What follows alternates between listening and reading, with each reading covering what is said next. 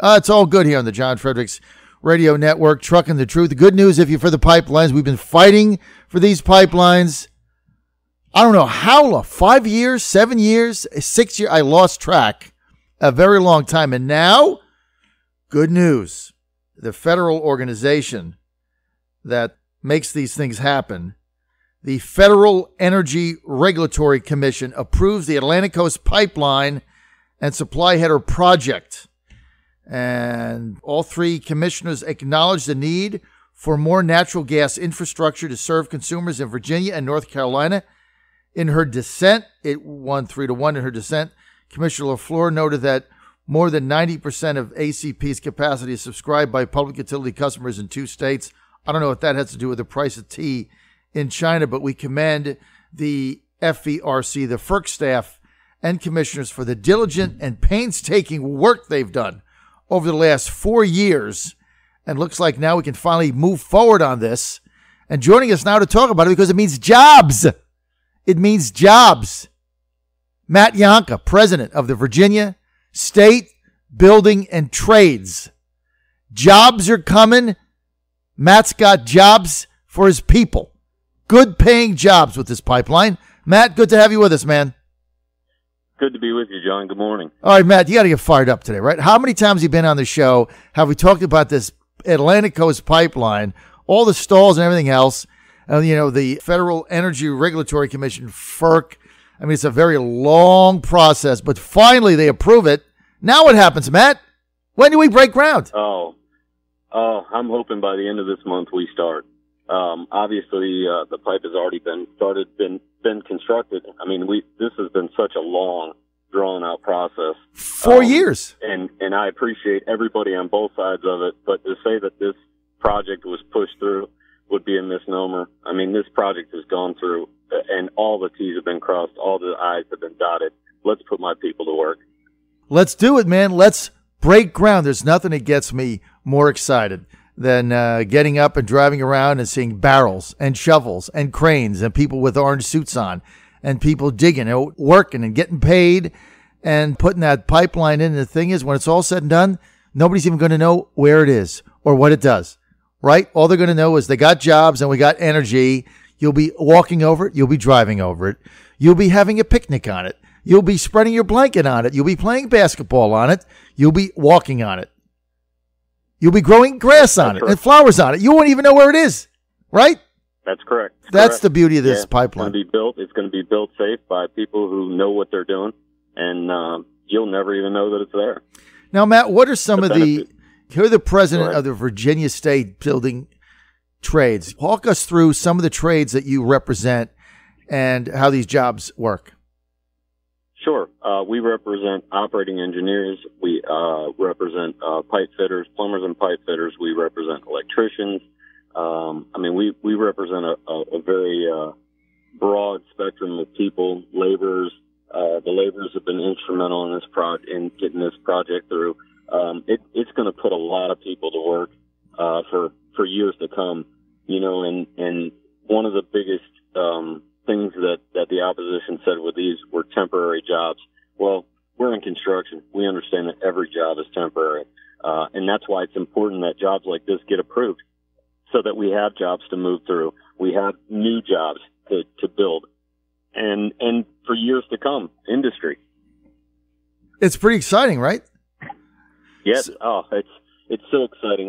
Like you said, I mean, what a process, 5-7 years. I know I've been involved in it for the past 4 to 5 years, just almost daily. To have FERC come through and say, hey, we're good to go. What a win for working people in the state of Virginia. It's a big win. It is a big win. How many jobs are going to be created here?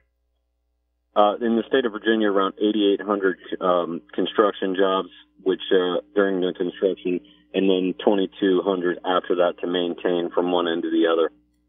I mean, think about it, right? Right off the bat, 8,800 construction jobs, and these are good-paying jobs. I mean, people like Tom Perriello, right, this guy running for governor, and I know you can't get involved in this stuff, so this is just my narrative.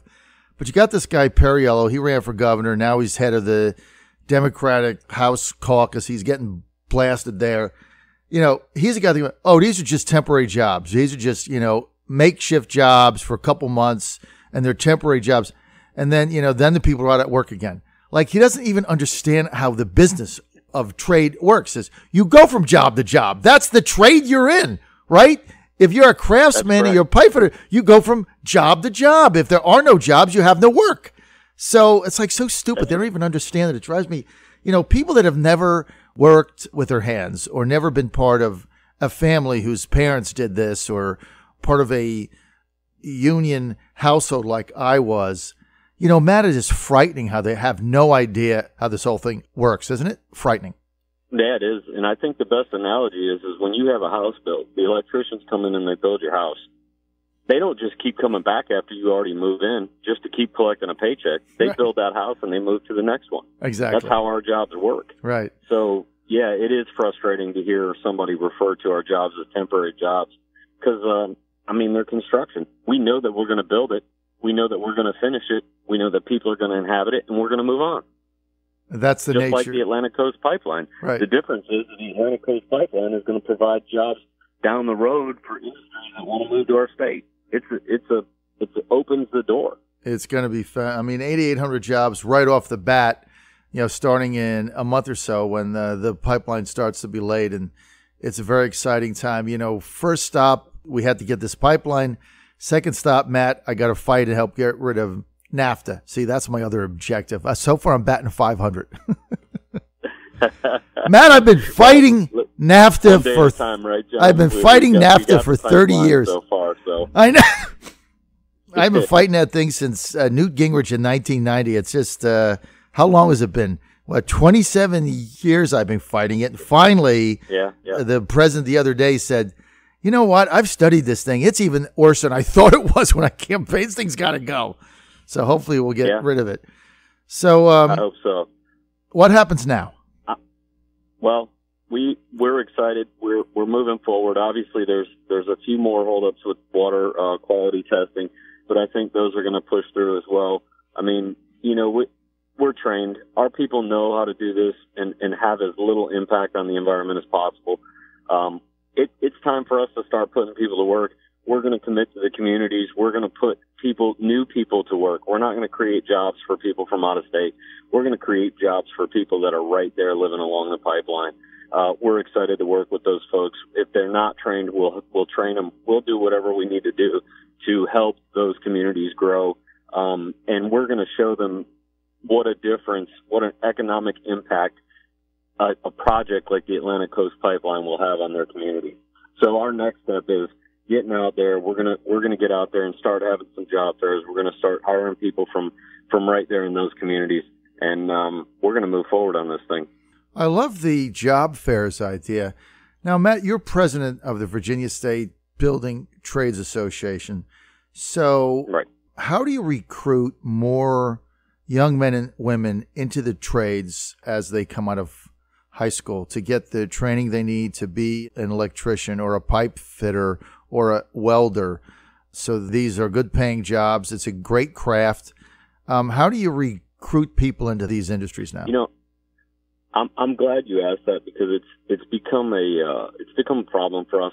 Not a huge problem, and obviously we'll overcome it. But all organizations that have to do with construction are dealing with the exact same problem, which is recruitment.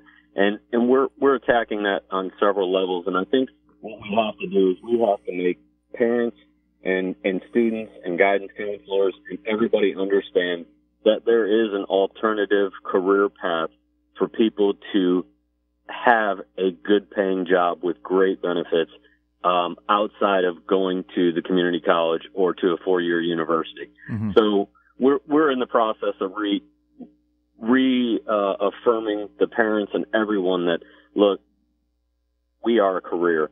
So we're out there in the communities. We're out there having job fairs. We're interacting with parents, with guidance counselors. We're doing all we can to recruit these folks. And, our apprenticeship programs are second to none. And, we're excited about them. It's been a wonderful, lucrative career for me, and I want others to have the same opportunity. So we're out there one by one voice by voice, face to face with folks, letting them know that what we have is a great opportunity. Something very special, no doubt about it. And the jobs are there, and they're good paying jobs, and it's a great career and a great crafts to be part of one of the trades, and certainly one of the trade union organizations. And I've told you this story before, man. I grew up in a very union household, and my father, that union card that he had, I mean, that meant everything to him. He became a leader, and as he kept working, and taught me that the trades are the backbone of what really constructed America. So I appreciate that. Matt, what's your website? Our website is vatrades.org.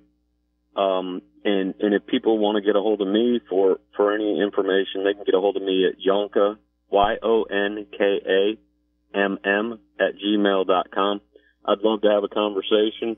If anybody's interested in recruitment or jobs, please just get a hold of me, and we'll work it out. We'll make it work for them. All right, go to vatrades.org, or you can contact Matt directly. He's the president of the Virginia State Building Trades Association at Yonka, YONKAMM @gmail.com. Matt, congratulations. A lot of work to do, but I can't wait until we break ground. And thank you for your leadership, Matt, on this issue, on getting the pipeline done. Thank you so much. Thanks, John. Thanks for having me on. I appreciate what you've done as well. Thanks. It's been a long hurdle, but it's good to have a win, and it's good to bring in 8,800 jobs right off the bat. This is the John Fredericks Radio Network. Excited. Keep it right here.